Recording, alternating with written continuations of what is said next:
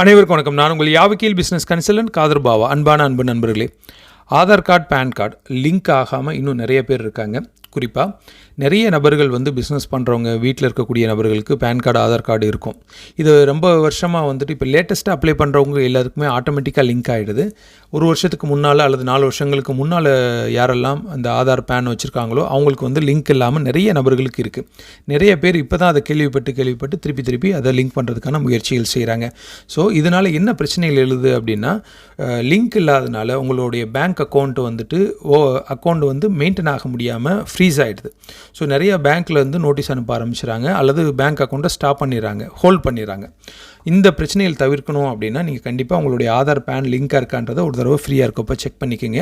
ஒருவேளை லிங்க் ஆகிருந்தால் ஒன்றும் பிரச்சனை இல்லை. லிங்க் ஆகலைன்னா கவலைப்படாதீங்க. கண்டிப்பாக அது பெனால்ட்டி ரிலேட்டடான விஷயங்கள் பண்ணிவிட்டு அது நீங்கள் தாராளமாக அப்டேட் பண்ணலாம்.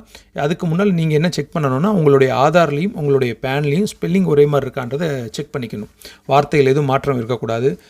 எல்லாத்துலேயுமே ஒரே மாதிரியான வார்த்தைகள் கரெக்டான நேம் இருக்கான்றதை பார்த்துக்கிட்டீங்க அப்படின்னா ரொம்ப யூஸ்ஃபுல்லாக இருக்கும். ஒரு வேளை மிஸ்மேட்ச் இருந்துச்சு அப்படின்னா உடனடியாக ஃபஸ்ட்டு மிஸ்மேட்சை கரெக்ட் பண்ணிவிட்டு அதுக்கடுத்து ஆதார் பேன் லிங்க் பண்ணுறது ரொம்ப நல்லது. இது ரிலேட்டடான சர்வீஸ் தேவைப்பட்டாவோ வேறு ஏதாவது சந்தேகம் இருந்தாவோ எங்களை நீங்கள் தொடர்பு கொள்ளலாம். நன்றி, வணக்கம்.